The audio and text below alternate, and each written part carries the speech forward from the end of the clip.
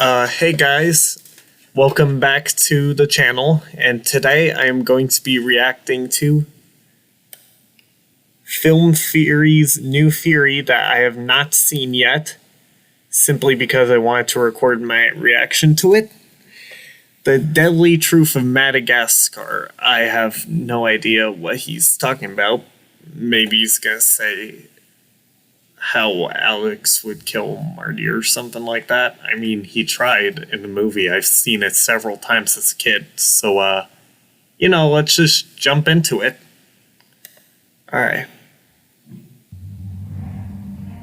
The island of Madagascar, known for being home to the world's most unique flora and fauna, playful lemurs, colorful chameleons, stunning orchids. It's here that 5 castaway species from the Central Park Zoo will try to make a home. Along the way, they'll make alliances, compete against dangerous foes, and try to overcome the elements of this beautiful but untamed land. 7 movies, 5 animals, 1 survivor.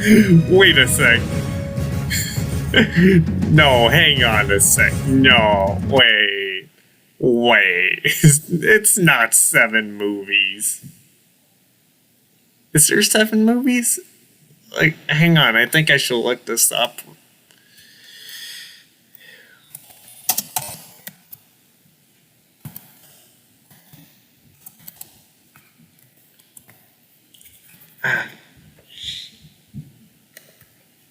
There's no way. No. 7? No, see, there's only 4 of them. There's like the main 3, the second, third of which I've never watched, and Penguins of Madagascar, which I've watched once. I know Mr. Odd Ones Out watched and talked about it, but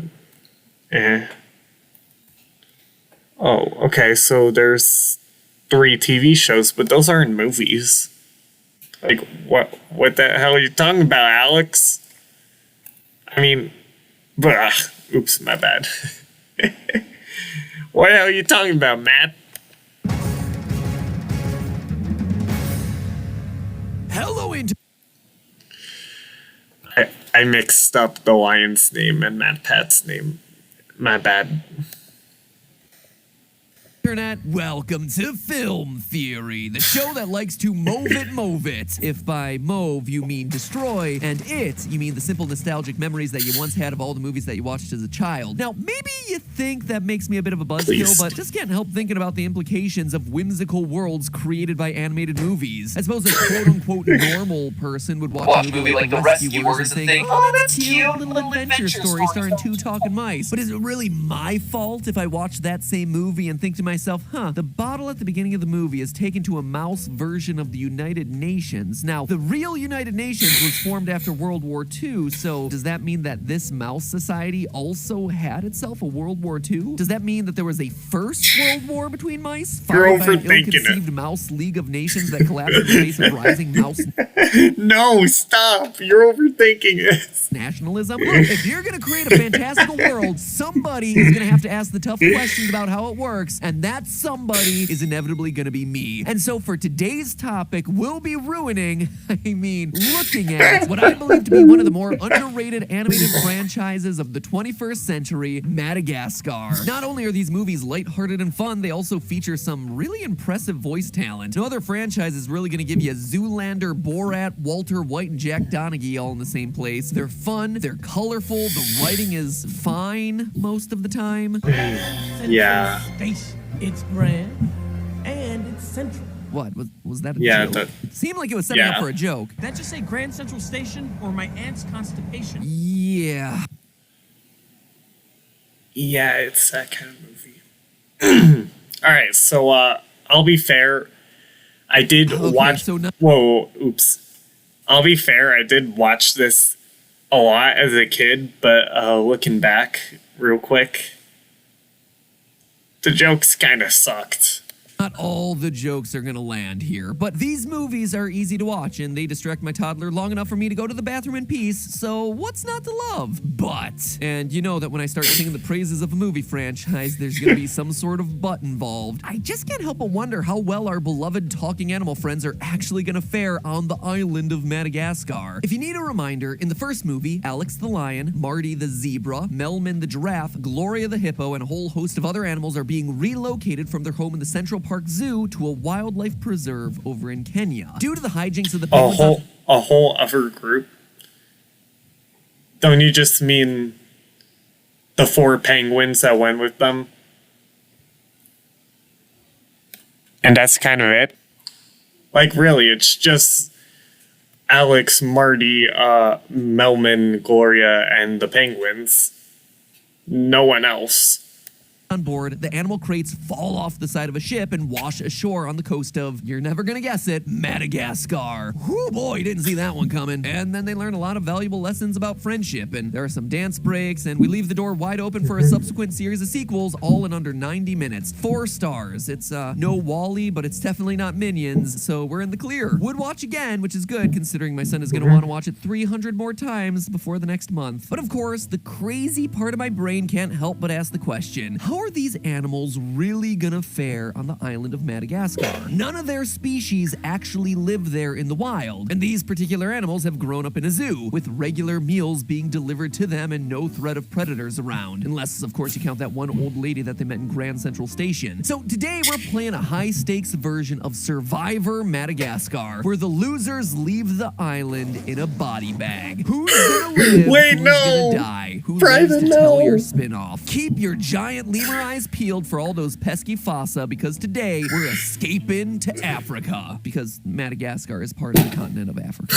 Just go with it. To start off with, let's go with our early favorite, Alex the lion. He's strong, he's fast, he dances for people at the zoo, and to be sure, there are certain things about Madagascar's landscape that Alex is going to be finding pretty appealing. For one, the apex predator on Madagascar is, as we see in the movie, the fossa. So unlike in mainland Africa, where Alex would have to compete with leopards and cheetahs and hyenas for his kills, on Madagascar, his biggest competition weighs about 20 pounds, less than 1/10 of his regular size. Should be a pretty easy win for him to be king of the island, right? Well, you see, Alex is far from a normal lion. We learn from the beginning of the sequel, Madagascar Escape to Africa, that as a cub, Alex was much less interested in learning how to fight from his father than he is in dancing around, before he's eventually captured by poachers and ends up in the Central Park Zoo. While his life in that zoo certainly gives him opportunities to dance around, the fact that he's lived most of his life there is going to create some problems when he's on his own out in the wild. According to Katie Moore from the International Fund for Animal Welfare, quote, and that's exactly what happens. It is still impossible to release captive animals into the wild, especially if the animals have been traumatized or were very young when captured. Since lions typically live with their mothers until they're about 2 or 3 years old, those early years are filled with lifelong lessons that Alex never got. Beyond the issues of avoiding dangerous situations and learning the social lessons of living in a lion pride, which itself is a moot point since there's no other wild lions in Madagascar, Alex's biggest problem is the one that we're gonna see in the movie: food. A major point of the first Madagascar movie is how Alex is so used to being fed steak by zookeepers that he doesn't really know what to do when the gang first arrives on the island, leading to an awkward desire to eat his best friend Marty the zebra. He's going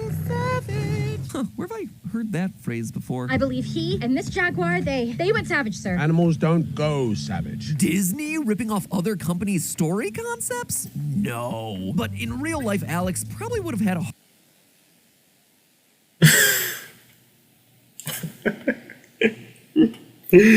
Well,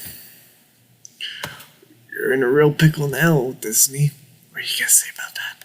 hard time even hunting Marty. A group called ALERT, the African Lion and Environmental Research Trust, has developed a procedure for releasing previously captive lions out into the wild. And one of the most important steps is putting the lions in an enclosed space with prey to give them hunting practice, because without that, they're not naturally good at hunting for their own survival. ALERT also usually does this with cubs instead of the previously captured lions, because the ones who grew up in captivity are already considered to be large largely a lost cause. In the movie, the food problem gets solved when other animals feed Alex some sushi. But again, as a mature lion, Alex would never be able to support himself fishing. And even more importantly, as a big cat, Alex definitely wouldn't be equipped to go into the water and hunt fish. I mean, you even see him avoiding the water when they first land on the island. So it is without judgment that I say that our friend Alex the lion is in trouble with no survival skills and no other lions to show him how to survive. Alex, the tribe has spoken, and it says that you're gonna starve to death on Madagascar. Now, yes, I recognize that that's a pretty dark way to start the episode, but that's the circle of life, friends. Ever watched Planet Earth? No horror movie I've ever seen has scarred me as badly as seeing a giant centipede catch a bat out of midair and eat it. The point is, nature is metal, y'all. It doesn't take any prisoners. And it's not all bad news. I mean, Marty the zebra doesn't have to learn how to...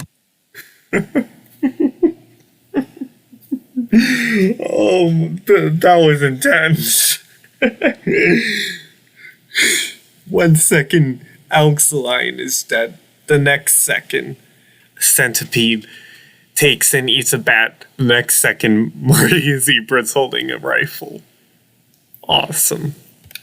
Hunt his prey, mainly because it's rooted in the ground and can't run away. He, as a zebra, eats plants, and that's not that hard to come by. And while the movie makes it seem like Marty might make for a nice fossa feast, it's actually unlikely that they try to eat him in real life, given that they almost always hunt alone, and Marty outweighs them by approximately 800 pounds. So Marty should be fine on Madagascar, right? Plenty of food, no predators. Well, one of the other major issues with animals raised in captivity is that they become habituated to humans and don't fear them after they get re-released into the wild. And you see, that's going to be especially dangerous for Marty in Madagascar. For Marty, humans have represented safety and food for his whole life. But once he lands in Madagascar, it's very likely that any humans he encounters will be much more dangerous to him. You see, zebras are very frequently hunted in their native habitat, sometimes for meat, but much more often for their distinctive striped skin. And unfortunately, poaching is just a huge problem in Madagascar. Historically, the poachers there hunt for lemurs, so King Julian will probably want to move it if he sees any humans coming. But it's likely that a non-native zebra pelt would be a big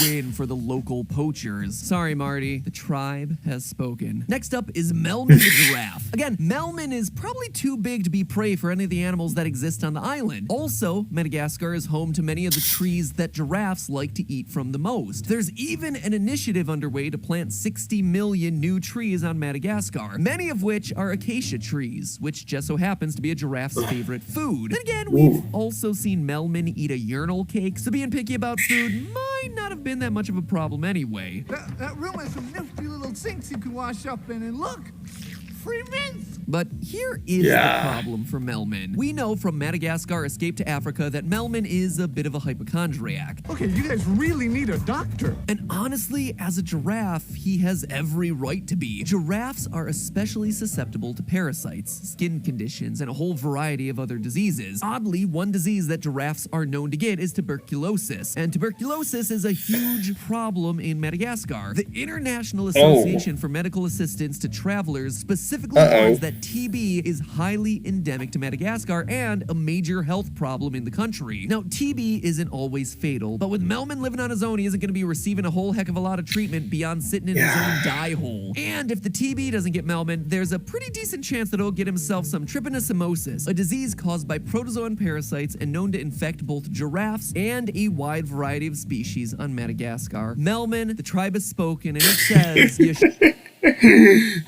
you're gonna kill every main character, man. What is Gloria not gonna survive either? Should have worn a mask and gotten your shots. Okay, but what about the penguins, huh? If they can hijack the boat that was taking all the animals... Wait a sec. Did you just skip Gloria? Hang on a sec. So does that mean Gloria's the only one who's gonna live? Because, of course, penguins have to live in Antarctica. to Africa in the first place, then surely they should be able to manage surviving in Madagascar, right? Well, canonically speaking, the penguins are Adelie penguins, one of the few species of penguins that actually lives in Antarctica. Now, you might not believe this, but the climates of Antarctica and a subtropical island off the coast of Africa are going to be just a wee bit different. In coastal regions like the one where our little feathered friends land, temperatures get up to around 32 degrees Celsius, 90 degrees Fahrenheit. Adelie Burning penguins hot. have to remain constantly in cold temperatures, otherwise they faint like little Pokemon. Now, while I wasn't able to find exact data on what kind of temperatures cause Adelie penguins to faint permanently, it's reasonable to assume that their temperature tolerance is going to be similar to that of the emperor penguin, the only other species to live its entire life on Antarctica. Emperor penguins start to eat snow in order to regulate their body temperatures when they overheat, and the high end of temperatures that they can withstand is about 68 degrees Fahrenheit, 20 degrees Celsius, a good 33% plus cooler than the temperatures They're that gonna they'll be sweat to experiencing death. on Madagascar. Sorry, penguins, you can't MacGyver your way out of heat stroke. The tribe has spoken. Now, at this point, you're probably thinking to yourself, man, I should probably subscribe to this channel. And you know what I'm thinking? Man, that is a really Oh, gee, that sounds like a really good idea. Maybe I should go. Oh, wait, I am subscribed to Matt. Thanks again for trying to share that in your video. Pretty cool. good idea. Help us get that much closer to 10 million subscribers on Film Theory. I would appreciate it. But after you've clicked the red button below this video as well as rung the bell, I'm sure your next thought is dissipating these charming, innocent characters. And let me just say this. Gloria you is are the only good one. News. And Yeah, of course. Gloria's gonna survive. Of course. The hippo survives.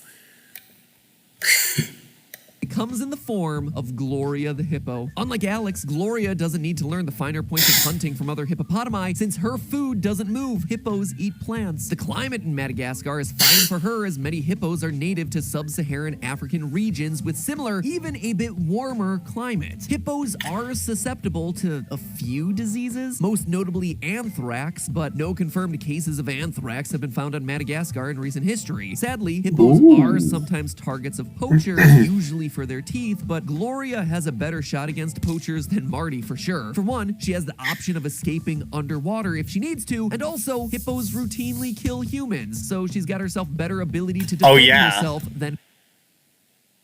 Oh yeah. Do any of you watch Dang Matt Smith? There was this one video where he had to pick between hippos and another animal and figure out which one kills more humans. The hippos won.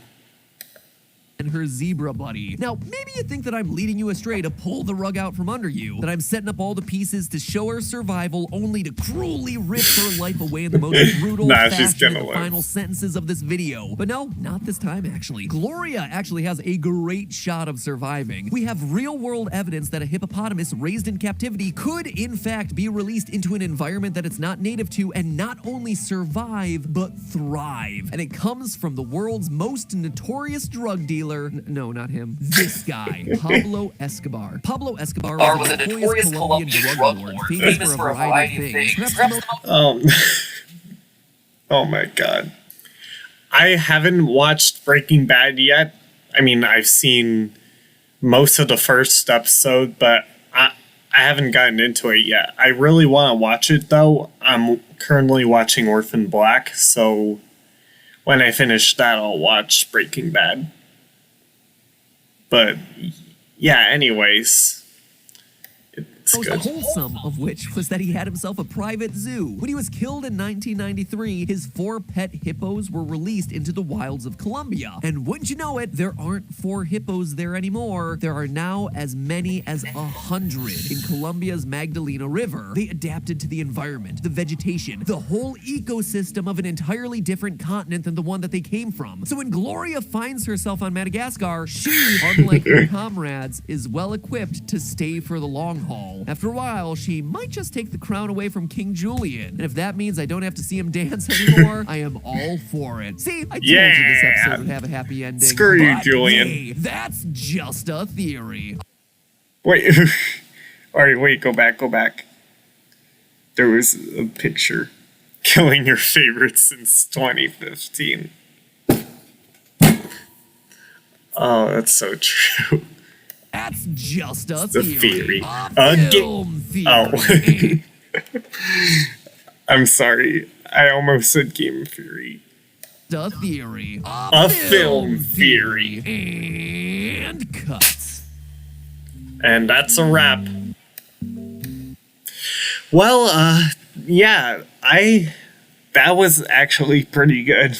Like, again, I used to love watching Madagascar, and any theories that ruin your childhood are always fun to watch. Especially when it's coming from MatPat. Sometimes he can get really creative. There are a couple of times where his theories are meh, but for the most part, they're pretty good. Also, congrats to him for raising $3 million for St. Jude's Research Hospital. Props to you, Matt. Good job. You did it. Let's just hope cancer dies out soon enough. Anyway, guys, that's going to be all for today. Thank you guys so much for watching. Please, if you enjoyed this video, leave a like, possibly subscribe. I don't really post too often on this channel, but I'm going to try as much as I can. Thank you guys so much for watching, and I hope to see you guys next time. Peace out.